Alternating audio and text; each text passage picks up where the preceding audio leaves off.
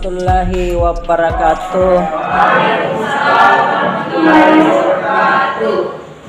Alhamdulillah wa syukurillah, segala puja dan puji bagi Allah karena berkat rahmatnya juala sehingga saya dan anda semua masih diberi kesempatan untuk bersua di dalam tempat yang sangat bersahaja ini. Masing-masing masih diberi kesehatan dan waktu ya. Ada yang sakit di sini yang tidak hadir? Ya, ada. Ya, berarti tidak diberi kesehatan oleh Yang Maha Kuasa. Ya. Jadi kalian bersyukur dikasih kesehatan hingga mampu hadir ke ruangan ini. Kita kuliah hukum lagi ya? Keadvokatan ya? Keadvokatan ini kuliah perdana ya? Kuliah perdana itu yang dibahas pertama kali adalah kontrak kuliah ya. Jadi kontrak atau perjanjian perkuliahan kita ini. Kita buat dulu kesepakatan sepihak. Jadi saya punya klausula baku dalam hukum perdata, kalau satu pihak saja yang memberikan hak dan kewajiban itu namanya klausula baku atau perjanjian baku.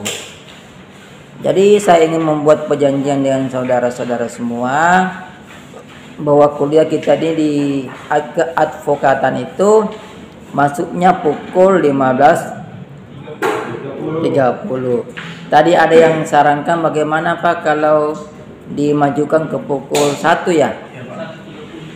Pada dasarnya saya tidak keberatan selama saya ada di sini dan tidak ada aktivitas di luar, insya Allah saya juga bersedia. Dan selama tidak mengganggu ruangan kuliah yang lain juga ya. Ya, jangan mengganggu dosen lain yang sedang kuliah.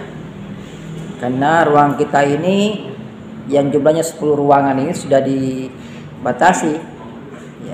10 ruangan ya.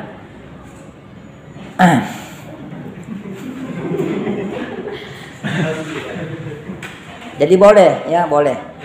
Nanti ketua kelas minggu depan coba intip saya. Kalau saya ada di pukul 1 siang, beritahu Pak mau masuk. Nanti kita masuk kalau saya tidak ada kegiatan ya.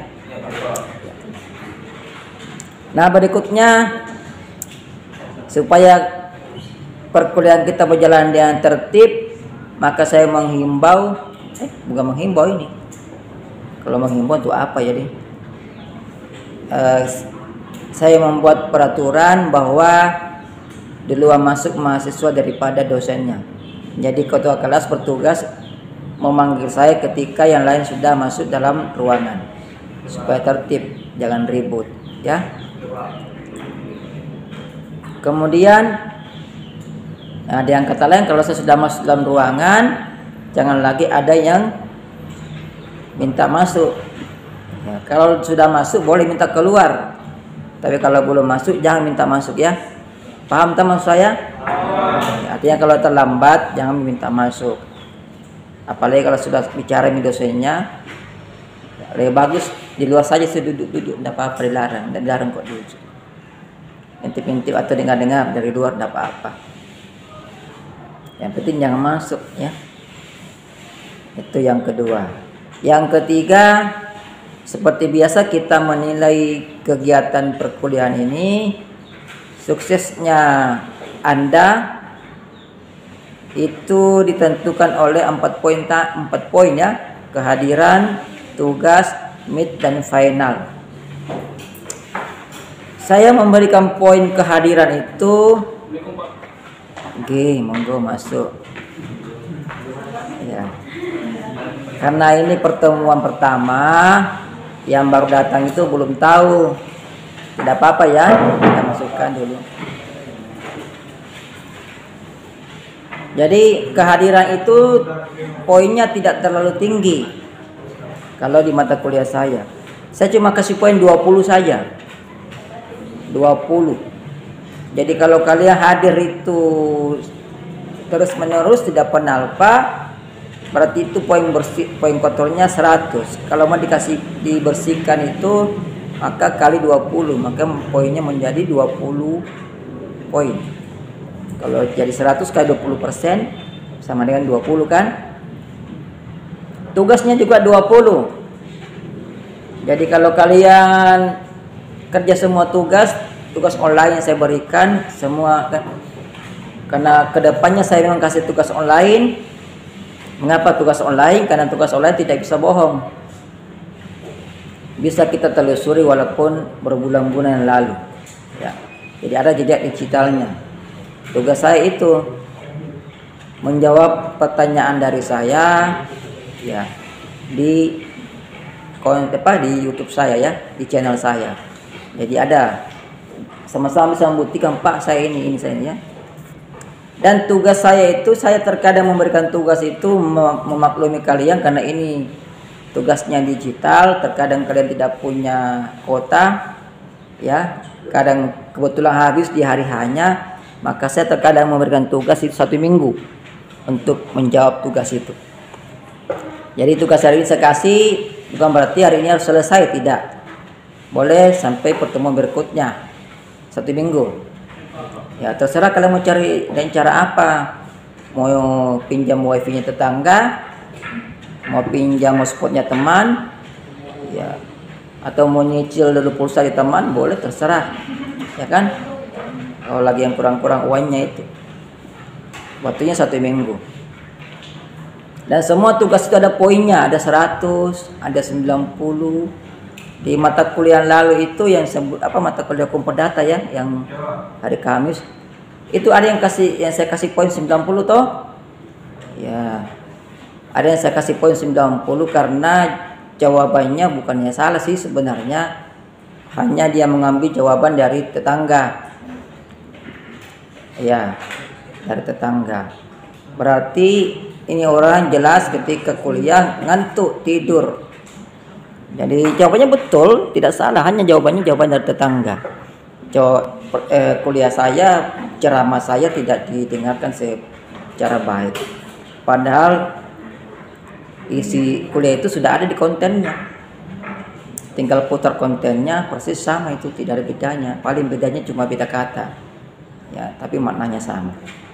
Jadi kalau saya kasih tugas ya itu harus menjawab tugasnya, mengerjakan tugasnya sesuai dengan apa yang saya berikan di dalam kelas.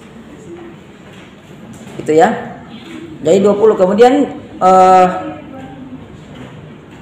midnya itu 30% dari pekerjaan saudara. 30% berarti kalau betul semua jawabannya, berarti poin kotornya 100. Kalau dikali 30% dapat poin bersihnya itu berarti 30. Final juga begitu, 30. Jadi kalau jawabannya 100% betul, maka dikali 30% berarti 30. Kalau semua masuk berarti nilai A. Ini karena kehadiran saya, poin kehadiran saya tidak terlalu banyak persennya sama dengan tugas, maka saya nasihatkan dari sekarang, perkuatlah belajar, karena poin terbesar itu ada di mid dan final. Walaupun kalian hadir 100%, tugas juga mengerjakan 100%, tetapi kalian tidak menjawab maksimal di mid dan final, maka insya Allah nilai kalian saya doakan nilai D. Ya, itu doanya. Ya, nilai D. Itu jelas itu. Coba kalau kita pakai dulu ya, kita simulasi dulu. Silakan dicatat. Kalian masuk tiap hari poinnya 100. Nah, setelah dibersihkan menjadi 20. Berarti di kehadiran kalian 20. Kemudian tugas dari perkuliahan saya berikan tugasnya, anggaplah saya kasih tugas 9 tugas. Setiap pertemuan ada tugasnya, hampirlah setiap pertemuan. Misalnya ya, contohin. Dari 9 tugas itu kalian kerjakan semua, poinnya juga 100. Nah, kemudian dibersihkan. Diambil poin bersihnya berapa? Berarti 20%. Berarti 20.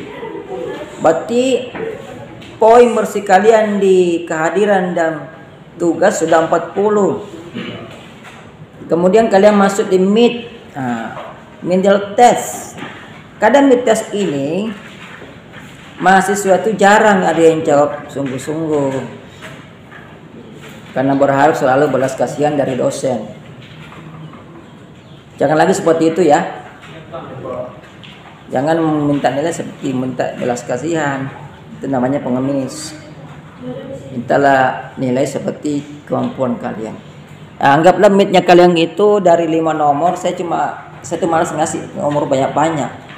Karena makin banyak nomor saya kasih, saya juga siksa setengah mati periksa itu. Jadi kada 5 nomor. Biasa tugasnya cerita. Soalnya tuh cerita. Jadi cerita sih, kalau ada waktu saya bikin tugas soal cerita. Kalau saya lagi tidak mood, paling soal-soal yang mudah kayak jelaskan mengapa, sebutkan, yaitu tugas gitu ya. Soal-soal SMA sih itu. Tapi kalau saya lagi ada waktu banyak luang, saya kasih soal cerita. Saya bercerita, kemudian saya berikan pertanyaan. Ya. Jawabannya ada dalam cerita itu. Kalian mengupas cerita itu secara hukum. Nah itu kadang-kadang ya kalau kalian tidak belajar sungguh-sungguh, biasanya dia benernya cuma 2 nomor. 2 nomor itu, 1 nomor saya kasih poin 20, berarti 40. Kalau 40 yang betul, 40 dikali 30% berarti berapa? 40 kali 30% berapa? 12. Ya. Nah, kemudian juga di final terkadang itu perbedaan nilai antara mid dan final tidak beda-beda jauh amat itu. Kalau misalnya di mid testnya poinnya 40, paling tinggi itu di finalnya 50. Begitu biasa loncatnya. Ada juga sih yang betul-betul sadar jadi 100. Anggaplah 50 kali 30% berapa? 15 ya? Iya, coba dijumlah. Kehadiran poin bersihnya 20, tugas poin bersihnya 20. Coba jumlah. Kemudian middle test poin bersihnya 12. Kemudian final testnya poin bersihnya 15. Coba hitung. Berapa? 67. 67 itu kalau dimasukkan ke dalam huruf itu kalau bukan C D. Kalau bukan C dia D atau CD. Ya, CD bukan sangat dalam. CD. Itu. Apa artinya ini? Saya kasih gambaran seperti ini. Ini mengandung makna bahwa tidak selamanya orang datang kuliah, rajin datang kuliah, bisa nilai B dan A. Tidak selamanya. Karena ada yang datang kuliah itu, yang datang hanya raganya saja, tetapi rohnya melayang-layang. Ya kan? Apalagi kalian ini sudah dewasa semua ini. Secara hukum, ya secara normatif umur kalian sudah di atas 18 tahun tuh. Berarti sudah dewasa. Kalau sudah dewasa saya kira ini di antara kalian ini sudah ada yang mencinta-cintaan. Nah, terkadang orang yang bermain cinta itu biasa rusak mata kuliahnya. Ya kan? Apalagi kalau beda kelas. Yayanya beda kelas. Di sini kuliah tapi pikirannya tempat lain. Akhirnya tidak masuk di otaknya. Itu. Banyak kejadian seperti itu di mata kuliah saya. Ya, raganya di sini tapi rohnya kemana-mana. Ketika saya tes, saya tanya, kaget. Ternyata dia tidak mendengarkan. Dia hanya pura-pura mendengarkan. Karena kan tarat orang pura-pura sama orang sungguh-sungguh. Makanya kalau saya tanya, Ki jawab Ki. Jawab. Karena saya tes itu, ini anak mendengar sungguh atau main-main saja. Jangan menggunakan istilah D. Ya, datang, duduk. Datang, duduk, dan diam. Ya. Ini kurang bagus itu. Ya, itu. Jadi saya berharap di kelas ini jangan lagi ada yang minta remedial. Karena remedial itu hukumnya tidak wajib.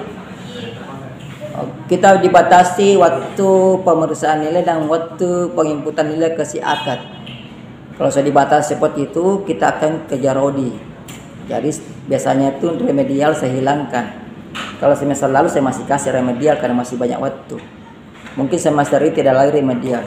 Jadi kalau kalian nilai D, ya sudah deh, udah lagi tahun depan. Tahun depan ambil dosen yang berbeda. Mudah-mudahan dosen beda itu bisa dapat lebih bagus. Oke ya. Ada pertanyaan sampai sini terkait dengan kontrak perkuliahan? Tidak ada ya? Oke, kita masuk materi ringan-ringan dulu.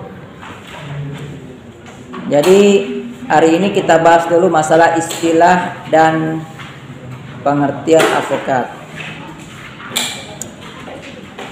Mata kuliah ini mata kuliah keadvokatan ya. Itu keadvokatan berasal dari kata apa itu? Alpokat. Iya, advokat ya. Ya, jangan salah sebut bukan alpokat. Kalau alpokat itu minuman, jus. Jadi keadvokatan itu berasal dari kata advokat. Diberikan imbuhan ke-an menjadi keadvokatan. Advokat itu kata benda atau kata kerja sih? Kata kerja. Iya, bagus. Berarti masih bagus kalian punya bahasa Indonesia ini. Syukurlah ya. Jadi anak-anakku sekalian yang manis-manis, cakep-cakep, ganteng-ganteng, ya, yang merasa aja ya. Kita masuk dulu pada istilah dan pengertian advokat.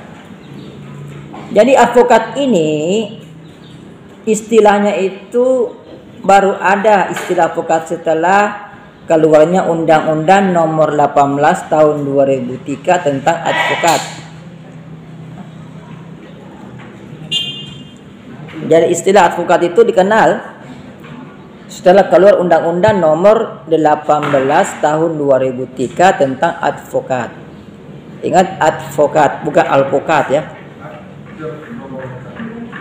Nah, sebelum lahirnya Undang-Undang advokat ini beragam istilah atau istilah tentang advokat itu yang berhubungan advokat itu diberikan bermacam-macam istilah.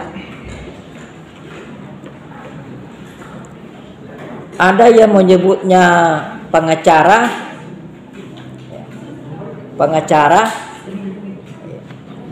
Apa itu pengacara?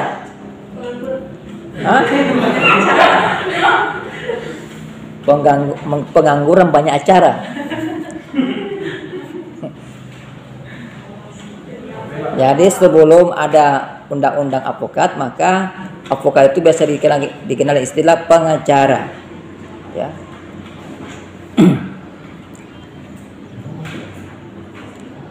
Ada juga dikenal dengan istilah penasihat hukum.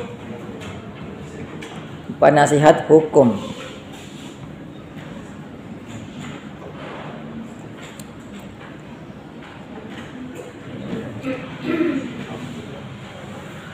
Dikenal juga istilah lainnya itu bantuan hukum.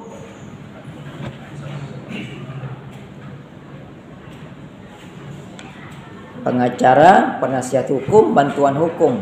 Beragam ya istilahnya.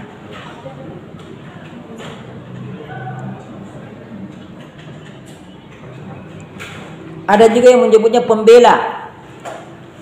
Pembela. Pembela apa itu? Pembela kebenaran, kayak namanya. Kayak nama apa? Kayak slogan film kartun di. Ada yang sering nonton film kartun kan? Ada yang sering nonton film Ninja Hattori?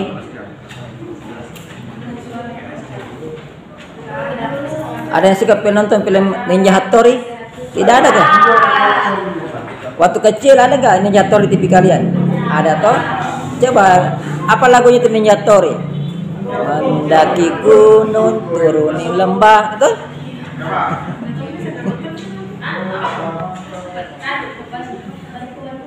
Ya.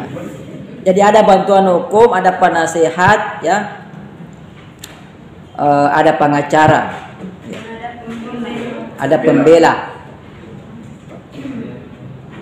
Kalau dulu itu ya sampai sekarang juga advokat itu masih selalu bilang pembela, ya, pembela yang beruang. Tapi itu sindiran bagi orang-orang luar ya, yang kadang-kadang kalah di meja hijau. Pengacara itu pembela yang beruang. Itu istilahnya ya.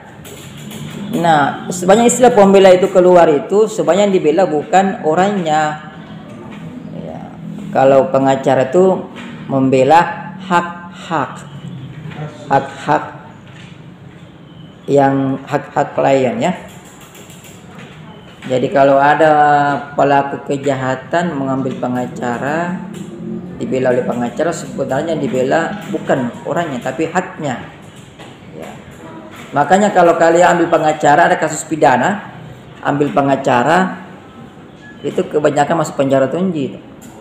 Karena yang kita bela itu haknya, bukan orang yang kita bela. Hak apa haknya? Ya ada juga hak. Terdakwa juga punya hak-hak, ya. Hak asasinya yang dibela. Nah, setelah Undang-Undang Nomor 18 Tahun 2003 tentang advokat itu keluar, ya, maka istilah advokat sudah baku. Jadi tidak lagi menggunakan itu, ya, istilah lain. Advokat. Sama kalau kita buat surat kuasa selalu advokat. Dulu kan masih ada pakai pengacara. Kalau di Kejaksaan masih pakai pengacara ya, pengacara negara. Jadi istilah advokat ini sudah baku. Mengapa dia baku? Karena istilah itu dimasukkan ke dalam undang-undang. Jadi orang yang mendampingi ya seseorang yang berperkara atau mewakili seorang berperkara yang pro justisia itu namanya advokat. Jadi dibakukan istilahnya. Jadi advokat itu adalah istilah otentik, ya. Istilah otentik. Apa itu istilah otentik? Artinya, ya. Angkat tangan dulu yang mau bicara. Angkat tangan, jangan ada suara, tidak ada gambar. Silakan. Apa itu istilah otentik? Ini pengetahuan lagi nih. Istilah otentik adalah istilah yang diberikan oleh pembentuk undang-undang. Itu yang istilah otentik. Artinya istilah itu tertuang di dalam peraturan perundang-undangan, namanya istilah otentik. Kalau pengacara itu penasihat hukum, selama dia tidak diatur dalam peraturan perundang-undangan istilah itu, maka dia bukan istilah otentik, dia istilah umum dia. Anak, apakah anak merupakan istilah otentik? Kata anak, itu istilah itu. Apakah itu istilah otentik juga? Iya. Kenapa katanya istilah otentik? Karena kata anak diatur, dimuat di dalam undang-undang ya perlindungan anak. Di pasal berapa itu? Di pasal anak adalah mereka yang berumur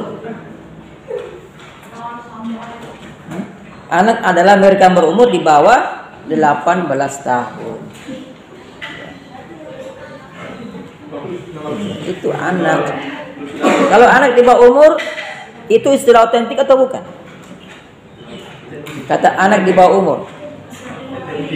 Bukan, tidak ada istilah, tidak ada peraturan perundang-undangan yang memuat tentang pengertian anak di bawah umur, hanya anak saja. Ya. Jadi pahami ya, kalau saya menggunakan istilah otentik, berarti istilah itu sudah tertuang di dalam peraturan perundang-undangan. Itu ini kita hanya orang kuliah itu memang banyak menguasai istilah-istilah saja.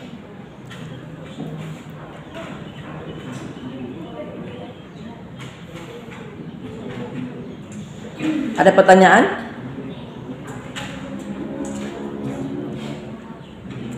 Tidak ada? Tidak ada ya? Nah, advokat ini ya, oleh Undang-Undang Nomor 18 Tahun 2003 tentang advokat itu diberikan status. Statusnya sama dengan jaksa, sama dengan kepolisian, sama dengan hakim. Apa itu? Status sebagai penegak hukum. Tadi perasaan yang keluar satu orang, kok masuk 2 orang. Oh. Itu ya. Jadi statusnya itu penegak hukum.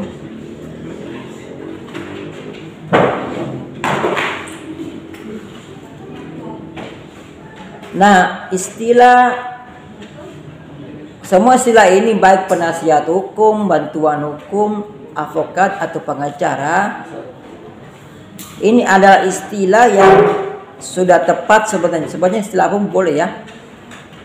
Ini istilah tepat yang berfungsi sebagai pendamping tersangka atau terdakwa dalam perkara pidana.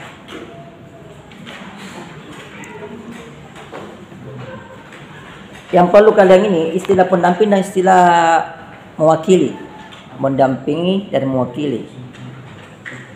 Kalau membuat surat kuasa itu, kalau perkaranya pidana jangan bilang mewakili ya, mendampingi. Karena kalau mewakili bahaya itu. Kalau masuk penjara kalian mewakili. Jadi mendampingi. Walaupun sebenarnya juga perdata lebih enak menggunakan kata mendampingi. Kalau mewakili juga bahaya. Kalau misalnya klien kita kalah di pengadilan disuruh bayar denda, makanya mewakili kita. Kalau dia mewakili, jadi mendampingi. Ya. Kalau menang ya enak, kita mewakili, mengambil pembayaran. Tapi kalau kalah kita mewakili membayar. Jadi kata-kata mendampingi memang lebih bagus ya.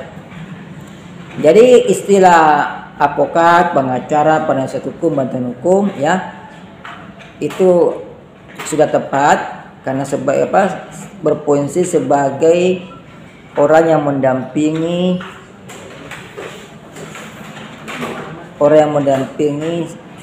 ya, tersangka ataupun terdakwa ataupun tergugat ataupun penggugat ya. Jadi advokat itu tidak hanya mendampingi penggugat, tapi dia juga boleh mendampingi tergugat. Artinya setiap orang boleh dia dampingi. Ya.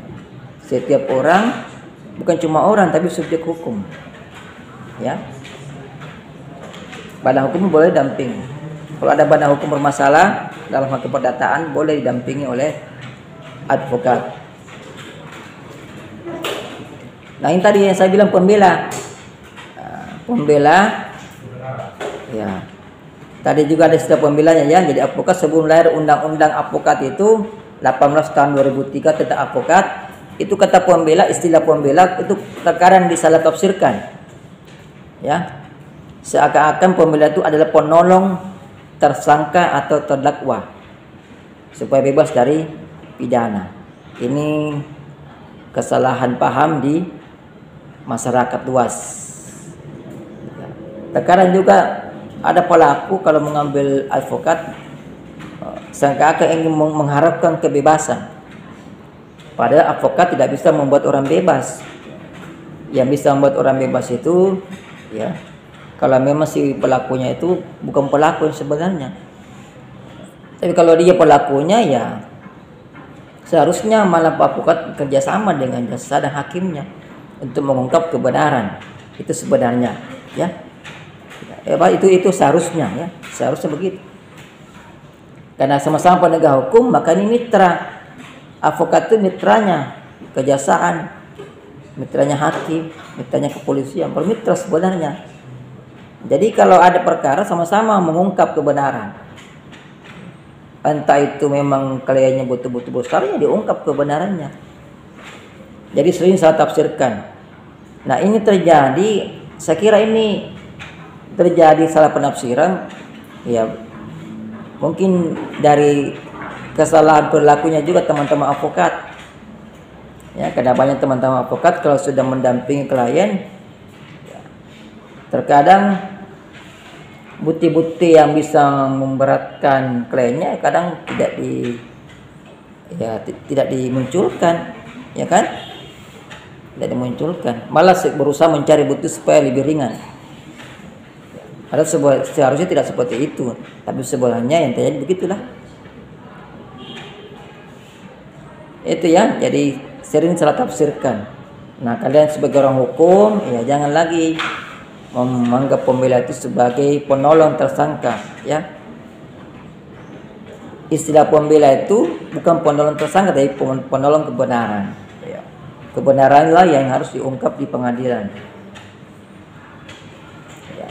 Mengapa demikian? Karena advokat itu sebenarnya itu adalah fungsinya adalah untuk membantu hakim di pengadilan. Bukan jadi pembantunya ya. Membantu hakim di pengadilan untuk mengungkap kebenaran. Kebenaran material. Ya.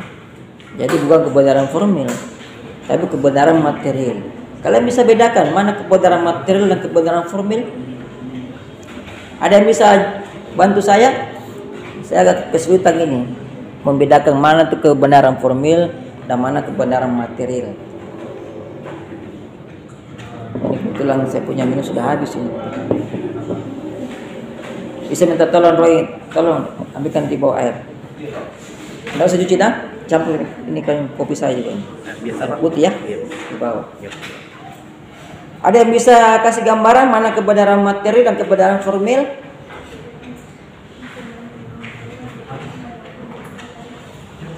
Jadi itu salah satu tugas, ya, itu tugas advokat, ya, membantu hakim di pengadilan dalam menemukan kebenaran material. Kebenaran material. Coba saya tunjuk satu orang ini, siapa yang bisa? Kebenaran material. Saya keluar laki-lakinya dulu. Jadi bersyukur dari saya tidak.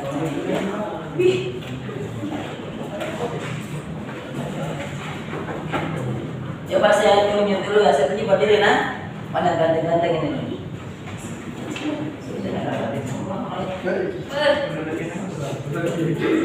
Nah, coba ini, siapa namanya? Siapa? Faisal. Coba berdiri Faisal. Berdiri Faisal. Apa itu Faisal? Kebenaran material. Kebenaran yang hakiki, kebenaran yang sebenarnya. Luar biasa. Kebenaran akidah dan sebagainya. Betul. Jadi kebenaran material adalah kebenaran hakiki atau kebenaran yang sebenarnya. Jadi itu tadi.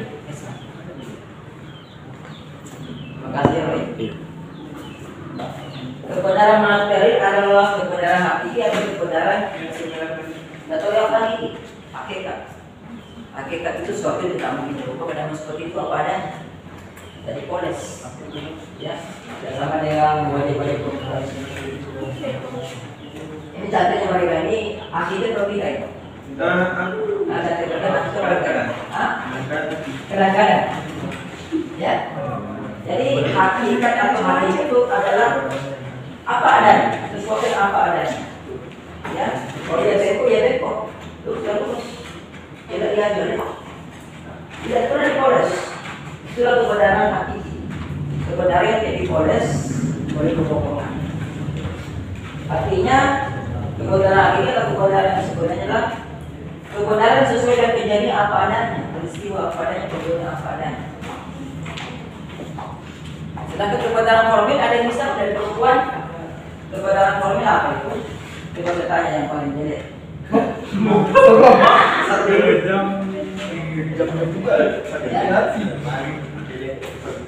Kalau tidak sakit pada dia tidak. Kalau itu paling ada yang cantik saya tanya nih.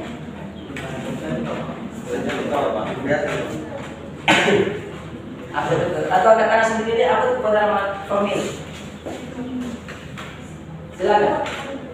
Kebenaran yang didapat dari Kebenaran yang diperoleh dari bukti-bukti. Masih kurang pas.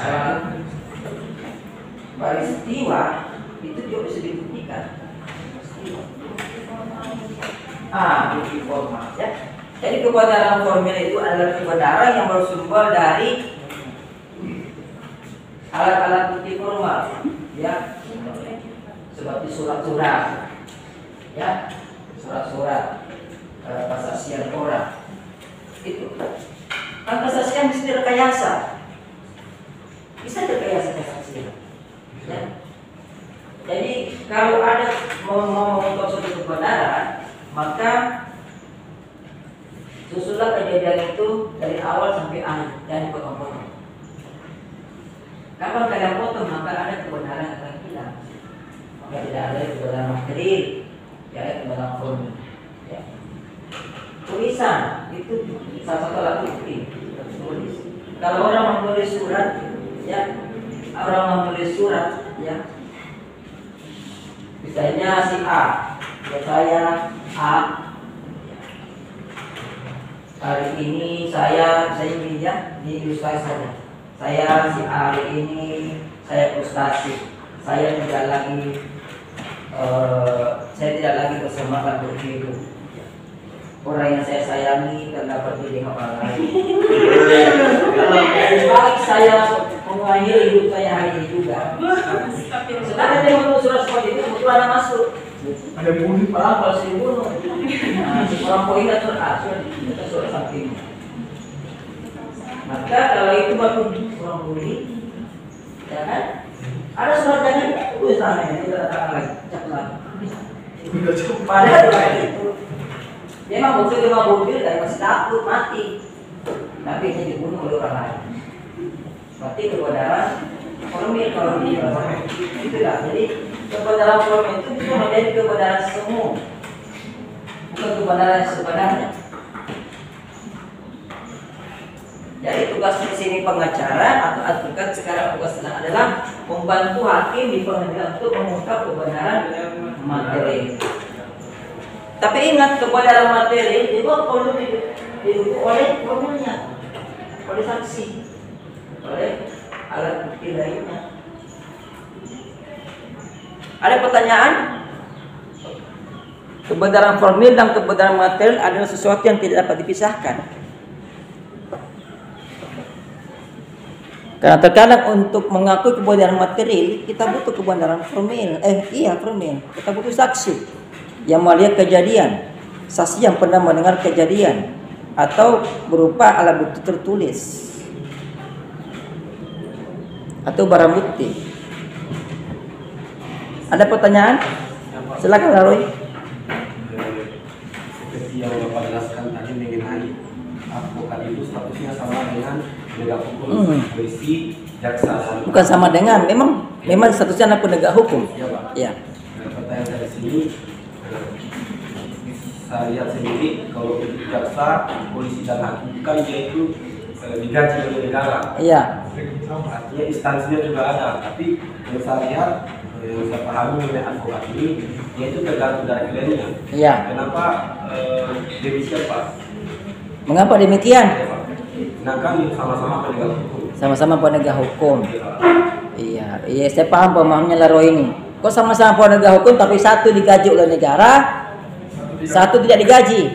Iya. Jadi Laro ini berusaha ingin berpikir bahwa seharusnya ada kesamaan hak ya. Iya. Yang pertama, karena advokat tidak masuk dalam ranah ASN, aparatur sipil negara. Ya. Kalau Anda baca undang-undang ASN, itu tidak ada advokat disebut, sehingga negara tidak boleh menggaji. Kalau negara menggaji pengacara, sementara dia tidak masuk undang-undang ASN, nanti bisa malah rumit nanti. Itu yang pertama. Yang kedua, advokat itu tidak diangkat oleh negara. Advokat, ingat ya, advokat bukan negara yang mengangkat, tetapi diangkat oleh organisasi advokat. Kalau di sini di Indonesia namanya peradi, ya, peradi, yang terdiri dari beberapa organisasi menggabung satu menjadi peradi. Ya, sekarang muncul lagi KAI, dan masih banyak lagi. organisasi ini adalah organisasi non negara. Jadi secara logika mana mungkin diangkat oleh organisasi non negara kemudian digaji oleh negara. Nah, pertanyaannya dia sama-sama status penegak hukum, bagaimana? Tidak masalah, ya kan?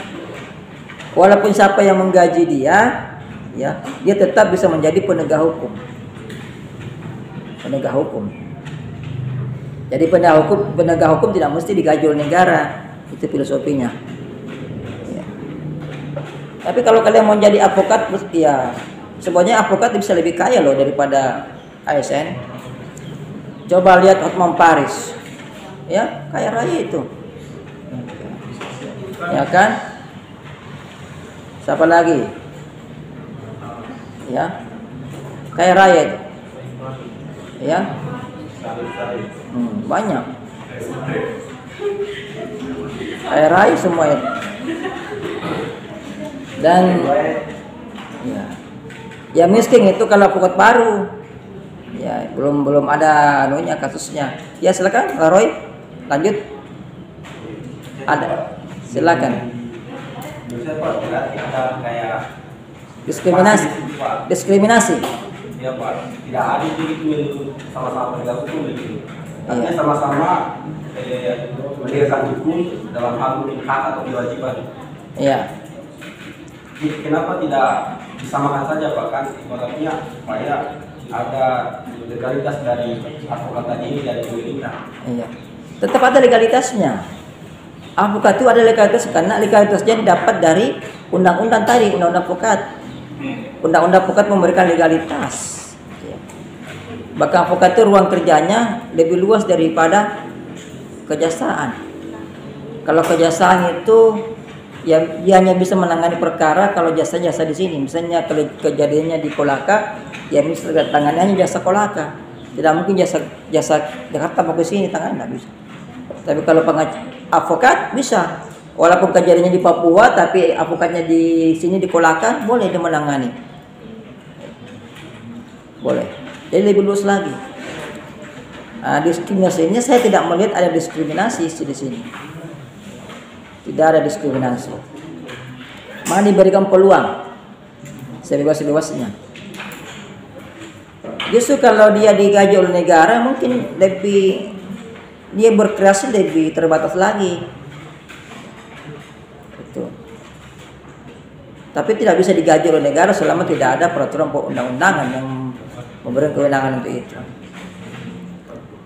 Ya tidak ada diskriminasi bagi saya, ya.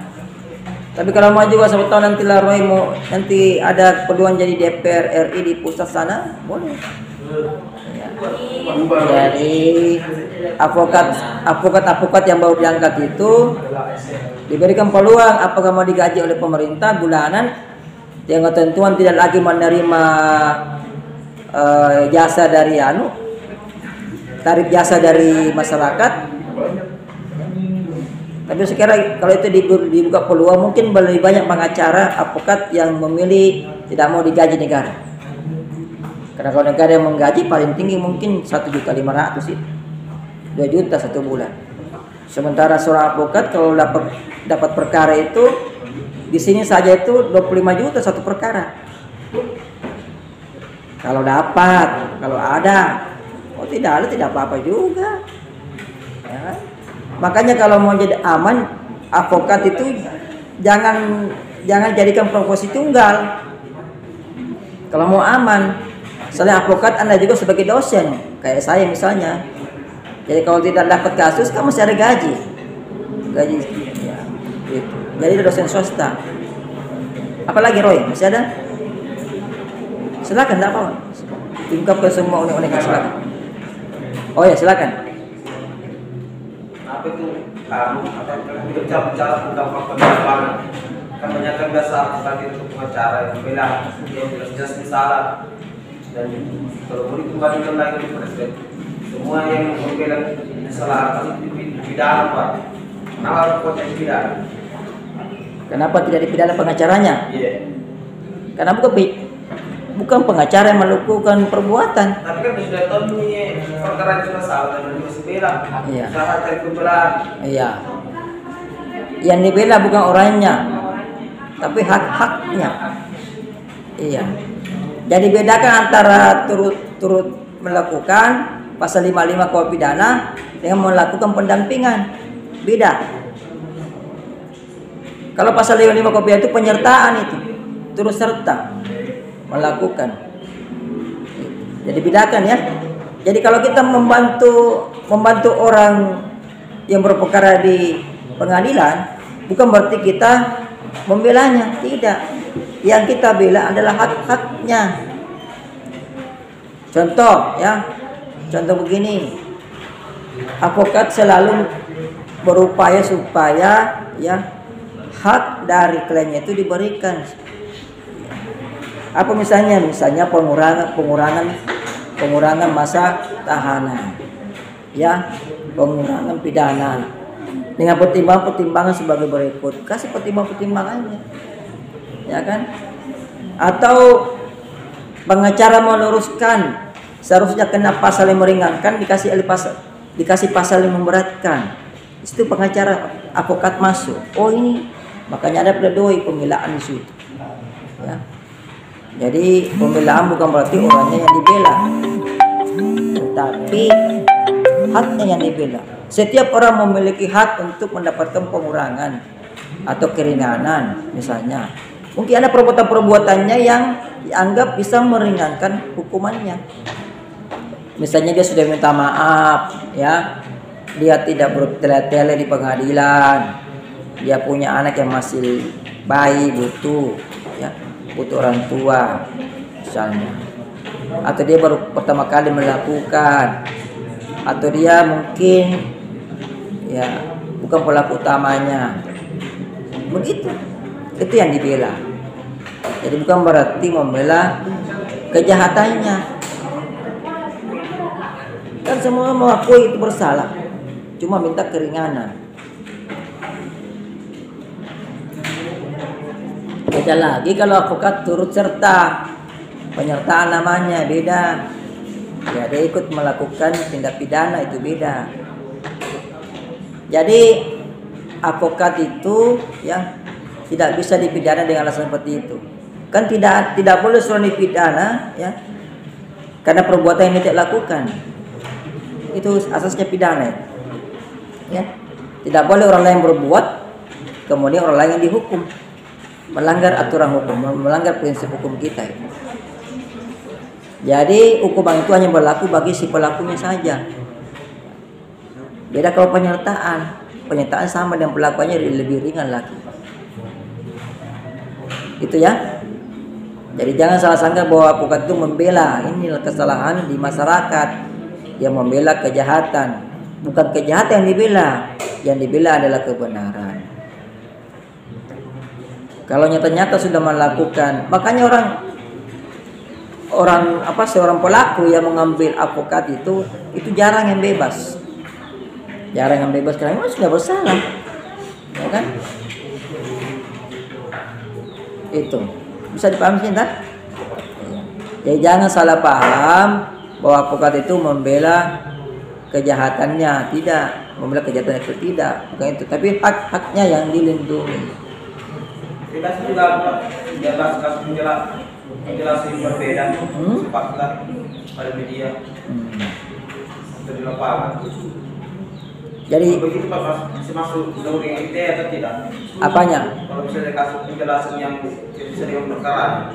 Kasus penjelasan tidak sesuai Perkara Pak. Bisa lebih rinci lagi? Bagaimana misalnya contohnya? Contoh. Ada kasusnya tapi yang disampaikan sama media beda. Ya. Dia akan menyampaikan berdasarkan keterangan dari kliennya. Iya. Jadi tidak bisa dipidana. Tapi kalau misalnya seumpama diselidiki lebih dalam lagi, ternyata kerjasama dua orang. Beda ceritanya. Iya. Berarti dia melakukan turut serta. Namanya penyertaan. Tapi jarang advokat melakukan penyertaan. Ngapain bikin penyertaan? Karena pengacara advokat itu kalah menang tetap dibayar. Ya, tidak ada situ urusannya situ. Kalau advokatnya pintar, ya, advokat yang pintar tidak akan berdiri, tidak akan berlaku sebagai orang yang berkepentingan di situ. Dia tidak akan mungkin memasukkan dirinya terseret di situ. Makanya advokat itu netral. Dia hanya menyampaikan apa yang didengarkan dari orang yang dampinginya atau kliennya. Tidak pernah menambah, tidak pernah mengurangi. Makanya keterangan advokat itu wajib dilindungi, ya. Jangan kena memberikan keterangan sehingga harus dipidana, tidak. Karena begitu tidak ada rumahnya pengacara advokat. Itu undang-undang advokat sendiri yang mengakuinya. Jadi dilindungi. Ya. Jadi jangan salah paham seperti apa di masyarakat umum bahwa advokat itu membela kejahatan. Tidak seperti itu. Yang dibela adalah hak-haknya. Hak-hak itu berkaitan dengan kebenaran. Ya banyaknya misalnya harusnya orang ini masuk pasal yang meringankan, tapi diberikan pasal yang memberatkan. Di situ masuk advokat untuk menjernihkan. Jadi tugasnya pengacara tadi mengungkap kebenaran materi, berarti dia menjernihkan permasalahan. Begini sebenarnya, ini sebenarnya. Karena kalau tidak ambil advokat terkadang ya para penegak hukum itu terkadang namanya manusia ya. Jadi advokat itu meluruskan, bukan berarti membela. Ada lagi yang lain? Roy? Silakan Roy. Kemarin kan ada kasus di Sambo, Pak. Kasus di Sambo. Oh, kasusnya Sambo. Ya. Salah satunya tersangka itu berada di mana pengacara dari berada itu mengganti artinya ganti pengacara. Kira-kira Pak, ada tidak aturan seperti itu yang bisa mengganti pengacara? Ada di dalam advokat bahwa dia bisa mengganti pengacara atau demikian? Iya.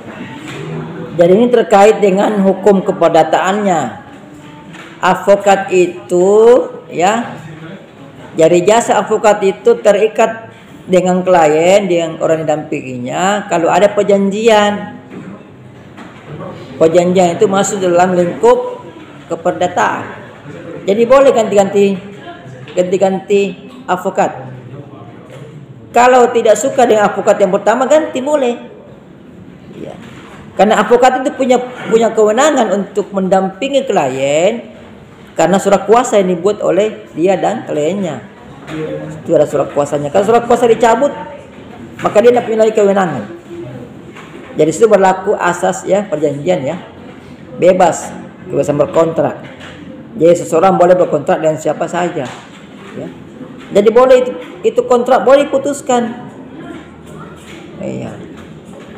Bisa. Boleh ganti-ganti. Hari ini mau pakai si A sebagai pengacara, sebagai advokatnya, besok pakai si B, besok si C, boleh.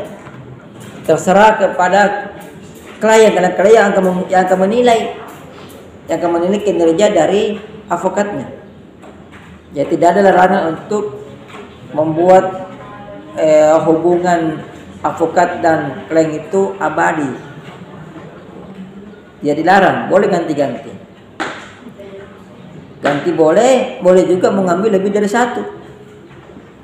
Lebih dari satu kantor boleh, terserah loh. Terserah dari kliennya. Boleh ambil banyak-banyak dari bermacam kantor, kemudian disaring, mana yang paling bagus. Boleh. Ya. Itu juga kalau pengacaranya mau. Itu. Apakah juga boleh menolak? Kalau seperti itu. Jadi kalau misalnya perkaranya berjalan tengah jalan, kemudian kliennya mengambil lagi pengacara lain, boleh yang lama mundur, tidak dilarang. Karena itu kan kebebasan berkontrak, ya. Masuk dalam unsur keperdataan itu, ya. Kuasa hukum pembuatan surat kuasa. Ada lagi, Roy? Tadi kan klien bisa mencari advokat, Iya. pengacara, lebih dari satu. Iya. Kira-kira Pak kalau di pengadilan, apakah kedua-dua advokat tadi ini bisa berbicara mengenai kebenaran di dalam pengadilan itu? Boleh. Boleh. Iya. Boleh kalau 10 advokatnya 10-10-nya boleh masuk. Ya kan boleh masuk, nanti jadikan kursi. Boleh masuk. Jadi semua boleh bertanya. Jadi dalam sidang itu hakim sudah memberikan waktu kepada advokat untuk memberikan pertanyaan atau menyanggah. Dikasih waktu, kapan dikasih waktu maka semua boleh bicara. Hakim tidak pernah membatasi. Mau berapa jam terserah. Hakim saya bertanya, masih ada kuasa hukum pertanyaannya atau masih ada yang mau disampaikan?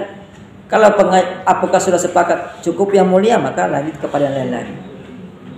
Kalau masih ada silakan advokatnya bicara. Ya tidak ada batasan jam.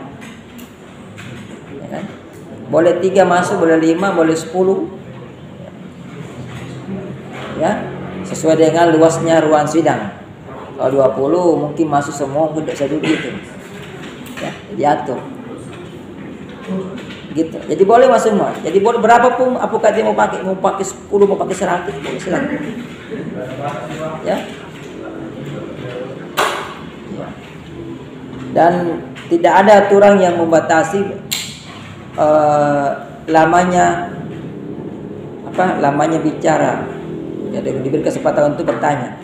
Kan di dalam kalau kasus perdata kan ada namanya ya tanya jawab, ya kan? Tanya jawab antara penggugat dan tergugat. Kalau sudah tiba masanya si advokatnya salah satu pihak diberi kesempatan, silakan gunakan waktu itu. Ya. Selama masih ada yang menanyakan, tanyakanlah. Ya tidak ada batasan. Ada lagi? Silakan Roy. Karena kemarin Pak sempat mendengar ya Pak mengenai kasus Verdi Sambo yang pada saat rekonstruksi Pak. Iya. Pengacara dari Brigadir J tidak bisa melihat rekonstruksi yang dilaksanakan di TKP. Kira-kira Pak bisa tidak Pak kepolisian melakukan hal tersebut atau mungkin polisi bisa digugat karena si korban kan atau dari pengacara korban kan harus bisa melihat rekonstruksi Pak. Itu nanti mata kuliah lain ya. Itu hubungan dengan pidana. Ya, bukan keadvokatan. Itu masuk materi hukum pidana. Bagaimana apakah seorang advokat dari si pelaku harus melihat rekonstruksi atau tidak? Nanti diakan pada hukum pidana. Itu masuk hukum acara itu. Hukum acara pidana, ya. Itu masalah terkait hak dan kewajiban pelaku. Ya kan? Silakan. Saya mau jawab di sini karena itu ranahnya dosen kalian hukum acara pidana. Ada yang lain? Silakan Mita. Ini yang bisa menentukan kebenaran dalam pengadilan. ya. Kenapa Mita? Ada bukti yang bisa menentukan kebenaran dalam pengadilan. Alat bukti Yang bisa menentukan kebenaran. Mita mau tanya alat bukti apa yang bisa menentukan kebenaran dalam pengadilan. Itu nanti tanya juga di hukum acara pidana ya. Saya curiga itu tugasnya kalian ini nanti. Saya ke saya toh.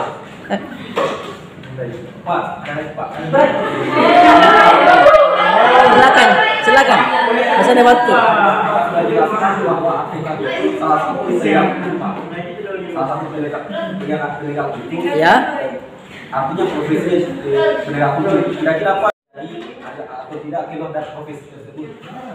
Ada persyaratan untuk menjadi artinya sudah keluar dari profesinya, mencari profesi lain menjadi guru atau kantoran, kira-kira tidak Pak?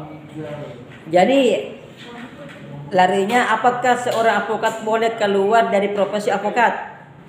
Boleh. Boleh keluar dari profesi advokat asal jangan jadi profesi pencuri. Karena mencemarkan. Jadi begini, Laroy. Jadi profesi advokat itu adalah profesi yang tidak terikat. Tidak terikat dengan tidak terikat dengan jam kerja, masa kerja, dan tidak terikat dengan suatu lembaga. Bebas kita. Artinya tidak terikat dari sini, artinya dia bebas apakah dia mau menggunakan itu profesinya sebagai advokat atau tidak. Ya, itu maksudnya. Tapi dia terikat terhadap etika profesi. Ya kan? Dia terikat terhadap etika profesi, misalnya menjaga nama baik. Ya. Tidak terima sogokan, tidak menyogok. Kan banyak ya. Ada beberapa ya, ini buat kalian kalau nanti jadi advokat jangan mau menyogok nanti. Ya. Kalau mau jadi advokat, jadilah advokat yang handal yang menang tanpa menyogok. Kan? Makanya kalau dapat perkara, seleksi dulu perkaranya, berkas-berkasnya, seleksi dulu keterangan-keterangan para kliennya. Kalau ada yang yakini betul, ya ambillah. Ya. Apalagi kalau perkara perdata, kan perdata gampang, tinggal mencari kebenaran formilnya. Ya, tinggal cari ada enggak alas haknya. Alasannya bisa berupa sertifikat, akta jual beli dan sebagainya, ada enggak? Iya kan? Kalau ada, ambillah. Mau tidak ada, jangan coba-coba.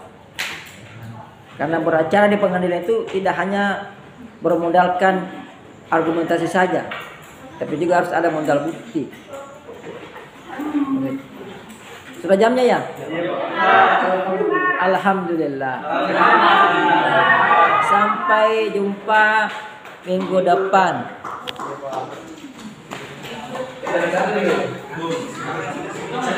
Baik, sekian hari ini ya. Mudah-mudahan minggu depan kita masih diberi kesempatan untuk berkumpul kembali. Ingat, ketua kelasnya tolong seperti biasa ya. Minggu depan kalau jam 1 ada waktu, hubungi saya. Kita percepat kuliahnya. Sekian hari ini. Wassalamualaikum warahmatullahi wabarakatuh. Waalaikumsalam.